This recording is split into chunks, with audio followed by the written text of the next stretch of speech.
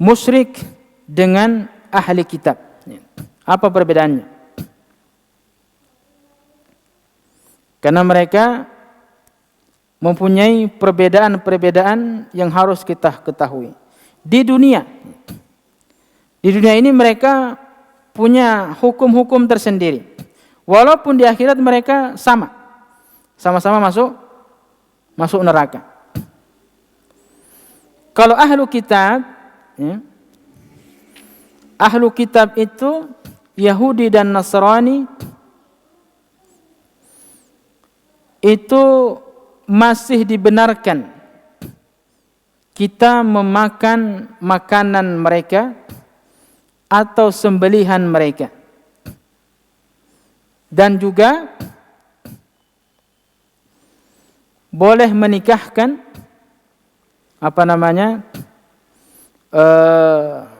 muslim laki-laki dengan perempuan kalangan ahli kitab.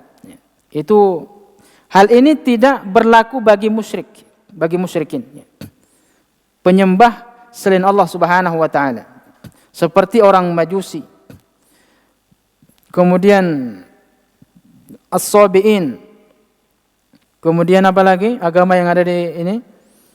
Agama Sabai, Konghucu, Buddha. Itu adalah musyrikin, masuk bagian dalam lingkaran musyrikin. Kalau sama mereka kita tidak ada perbedaan pendapat, bahwa kita tidak boleh memakan sesembelihan mereka dan menikahkan anak perempuan kita atau laki-laki kita dengan mereka. Berbeda dengan ahlu kitab. Ahlu kitab itu masih ada sisa hukum-hukum yang harus kita ketahui. Gitu Bu ya. Kalau ada orang Nasrani, ahli kitab, menyuguhkan sembelihan kepada kita, dimakan apa tidak? Sembelihan ahli kitab ya, Yahudi dan Nasrani, itu dimakan apa tidak Bu? Yang memakan orang Islam. Ada orang ahli kitab. Ahli kitab apa tadi? Nasrani dan Yahudi. Menyuguhkan makanan berupa sembelihan kepada kita. Itu memang terjadi sebuah perbedaan. Dalam surah Al-Maidah, Allah Subhanahu wa taala berfirman, "Wa ta'amukum hillul lahum wa ta'amu ahli kitab hillul lakum wa ta'amukum hillul lahum."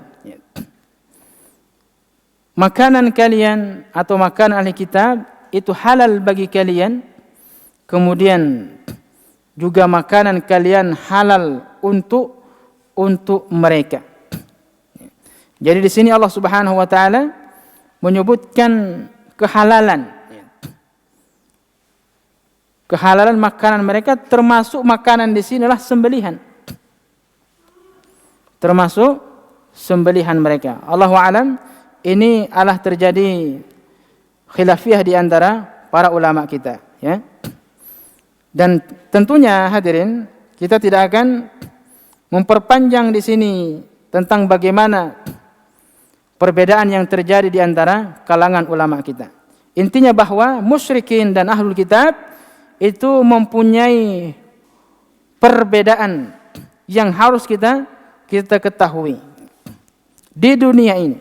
Walaupun mereka di akhirat kelak sama, tetap akan dimasukkan oleh Allah Subhanahu wa taala ke dalam neraka Jahannam. Kalau mereka tidak bertobat dari kekufurannya, tidak bertobat dari keingkarannya, maka mereka akan dimasukkan ke dalam neraka oleh Allah Subhanahu wa taala.